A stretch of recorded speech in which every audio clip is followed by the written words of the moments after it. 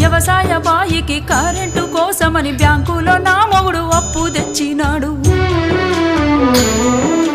అప్పు తెచ్చిన మాట నిజమే, అది వడ్డీకి తెచ్చింది నిజమే. అప్పు తెచ్చిన మాట నిజమే, అది వడ్డీకి తెచ్చింది నిజమే. ఆరుగాలం చేసి పంట పండించిన అంగట్లో రైతుకు గిట్టుబాటు రాక అప్పు కొంత గట్టి గడువునే కోరితి గవర్నమెంట్ ఆర్డర్ అని ఇల్లు జప్తు చేసే. అయ్యా యాడ తెచ్చి గడుదును నేను ఎవరి కాళ్ళ పడుదును, యాడ తెచ్చి గడుదును నేను ఎవరి కాళ్ళ పడుదును.